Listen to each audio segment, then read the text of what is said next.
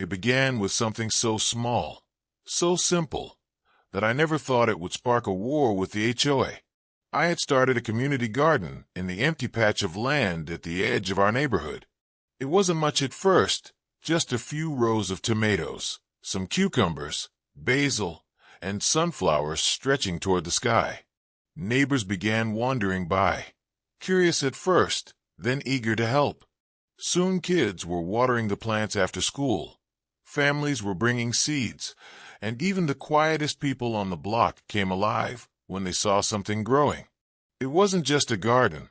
It was becoming the beating heart of our community.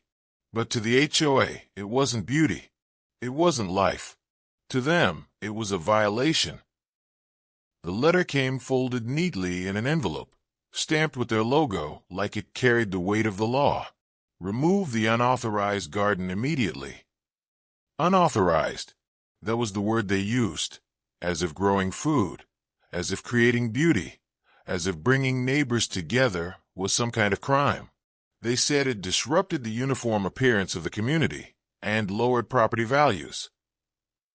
I couldn't believe it. Flowers lowered property values? Fresh food was a nuisance. The same land they had left bare and forgotten was suddenly their priority. They didn't see the laughter, the joy, the unity. All they saw was control slipping through their fingers. I'll never forget the sound. The hum of a lawnmower, the thud of boots, the rip of roots being pulled from the soil. The HOA had sent a crew to clear it all. In one morning, every sunflower, every vine, every carefully tended herb was gone. Kids cried. Neighbors stood at their windows in disbelief. I felt my chest tighten with a mix of rage and grief. They didn't just destroy plants. They destroyed trust, community, hope, and they did it with smiles, as if they had done us a favor. I stood there with my hands clenched, promising myself one thing. This wasn't the end. That night, as I stared at the bare patch of dirt where our garden had been, an idea took root in me. If they thought a little garden was a problem, then what would they do when faced with something bigger? Something they couldn't mow down in one morning? That's when the thought hit me. A forest. Not just flowers, not just vegetables, but trees. Strong, tall, lasting trees. Trees that would grow roots deeper than their rules, branches wider than their fences, and leaves higher than their reach. If they wanted war, they were about to get one, but mine would grow slowly, silently, beautifully. I didn't announce it this time. No flyers, no invitations, no group messages. Just quiet knocks on doors, whispers exchanged under the stars, and shovels passed from hand to hand. One by one, families joined me, not in the open garden everyone could see, but in the forgotten corners of HOA-owned land, the strip by the fence line, the drainage ditch that never drained, the useless patch of clay soil behind the clubhouse. We planted saplings at night, oak, maple, pine, cherry, anything that would grow tall and fast. We watered them in silence, like rebels tending their cause. And soon, the land they ignored began to transform into something they couldn't ignore anymore. It didn't take long for them to notice. One morning, the president of the HOA marched up to me, red-faced and trembling with fury. "You don't have authorization for this," he barked, pointing at the rows of young trees now reaching for the sun. I looked him in the eye and smiled. "You can mow a garden, but can you mow a forest?" He sputtered, waved papers in my face, threatened fines, lawsuits, even eviction. But the trees didn't care. The roots didn't care. And neither did the neighbors who now stood behind me, arms crossed, silent but unshakable. For every threat they gave, another neighbor joined our side. For every paper they waved, another tree was planted. Weeks turned into months, and soon the HOA realized they had a bigger problem than they could handle. Every corner of their perfectly managed neighborhood was now dotted with green, tiny forests taking shape, birds returning, bees buzzing, shade spreading. What had once been silent sidewalks now echoed with laughter, with children climbing low branches, with families picnicking under the growing canopy. They tried cutting a few down, but the outcry was deafening. "You can't kill a forest," one of the kids shouted at them. And that's when it hit me. The forest wasn't mine anymore. It belonged to everyone. Years later, I still walk through those trees, now tall and strong, their leaves whispering above me like a reminder of what we built. The HOA eventually stopped fighting. They realized they couldn't find every family, couldn't rip out every tree, couldn't silence every voice. What began as a single garden they destroyed had grown into a forest they could never erase. And here's the truth I'll carry with me forever. They thought they killed something, but all they did was plant the seed of rebellion. Gardens can be destroyed, but forests live forever. Time has a way of testing everything, every tree, every law, every memory. And yet, when I walk those same paths now, I see not weakness, not struggle, but permanence. The saplings that once trembled in the wind now cast long shadows across the streets. Roots have spread under sidewalks, cracking the neat, perfect pavement the HOA once guarded like treasure. What they tried to keep uniform is now wild, alive, beautiful. Children who once watered tiny saplings are grown now, but they bring their own children back to climb the branches. Families who once fought quietly at night now picnic openly beneath towering canopies. The forest didn't just survive, it outlived their rules. The HOA is still here, but weaker, smaller, stripped of its iron grip. Their rules remain on paper, but nobody reads them anymore. Their threats remain in folders, but nobody fears them. It wasn't just about trees, it was about power. And power only lasts as long as people believe in it. The forest broke that belief. For the first time, people realized they didn't have to ask permission to live freely, to grow something, to create beauty. We showed them that no fine, no letter, no threat could stand against unity. And when power crumbles, it doesn't make noise, it fades quietly, the way their voices faded when the first roots split the earth. Looking back, I realized the real victory wasn't the forest itself, though it stands taller every year. The victory was the change inside us. The neighbors who once avoided each other now share meals. The kids who once stared at screens now climb trees, their laughter echoing down the streets. Even the quietest families, the ones who never spoke at meetings, who hid behind closed curtains, now smile when they step outside, knowing this place is different because of them. The HOA thought they had power because they controlled the land. What they didn't understand was this: land means nothing without people. And when people come together, even a forest can grow from rebellion. Now, when the wind blows through those branches at night, I sometimes stop and just listen. It's not just the rustle of leaves, it's a voice, reminder, a living memory. It tells me that no matter how many times they try to silence us, life always finds a way to speak. They wanted obedience, but they gave us freedom. They wanted silence, but they created song. They wanted control, but they planted rebellion. And that rebellion will outlive me, outlive them, outlive even these houses. Because gardens can be torn down, rules can be rewritten, but forests are eternal. Years pass quickly when measured in seasons. Saplings become trees, trees become forests, and forests become legacies. I've grown older, but the forest only grows stronger. What once stood as a secret rebellion now towers over rooftops, shading streets, and breaking through every neat line the HOA once tried to preserve. Children who once helped me dig holes are now parents themselves, guiding their kids' small hands as they press acorns into the soil. It's no longer just my story. It belongs to them, to every family that adds a tree, to every child that climbs one, to every neighbor that sits beneath one. The forest has become a living diary. each ring in the trunk a record of resistance, each branch a memory stretching toward the sky. The HOA still exists, but it is a ghost of what it once was. Their meetings are quiet, their threats empty, their papers yellowing with age. The very people who once signed letters to destroy our garden now sit beneath these trees for shade, their authority dissolved into irony. Some of them even whisper apologies, not with words, but with the way they bring their grandchildren to play under the canopy. Time has a way of humbling power. What they once fought so hard to prevent has become the pride of the neighborhood. And though they'd never admit it out loud, I can see it in their eyes. They know they lost.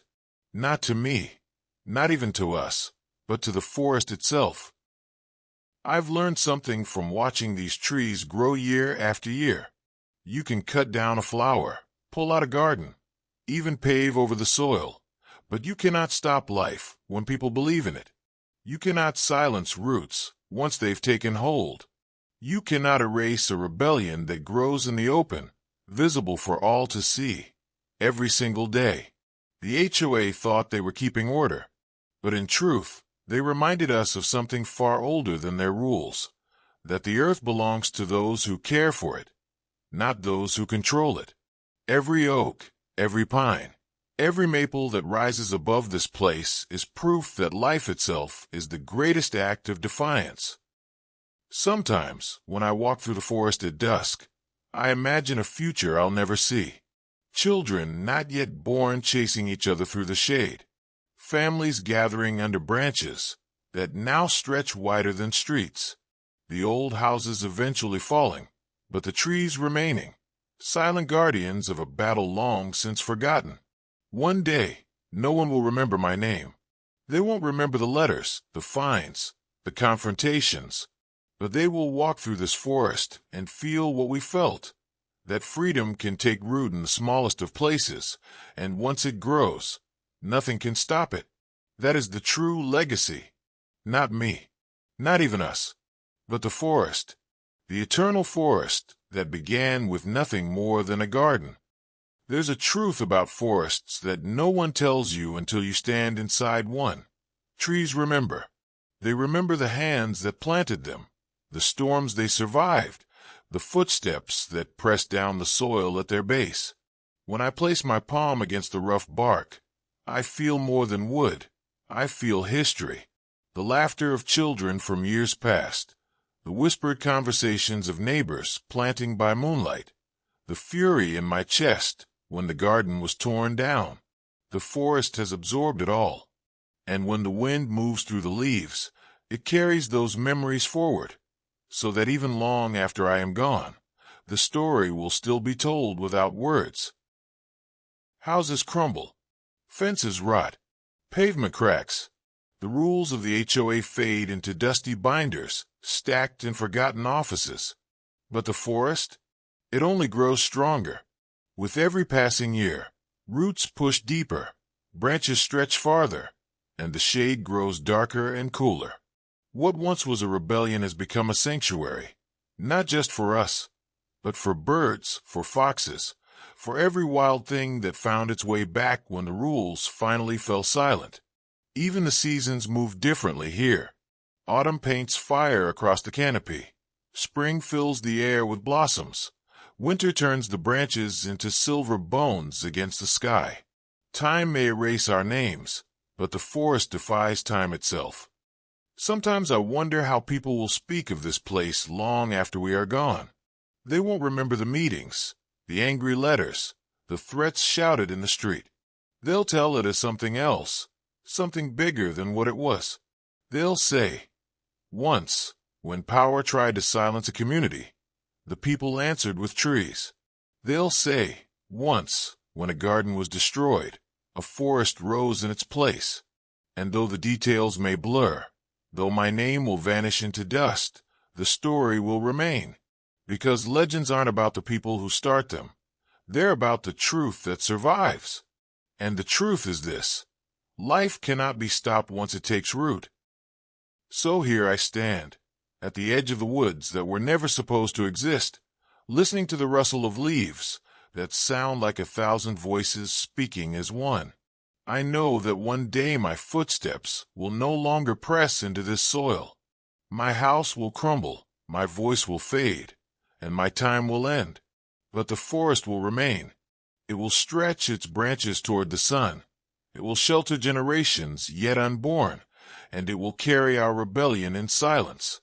That is the lesson the HOA never understood, that rules are temporary, but roots are eternal.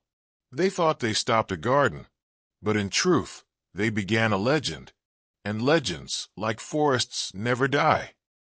When I walk beneath the canopy now, I feel as though the forest is no longer just trees. It is a voice, a chorus that speaks without words, carrying truths older than any law.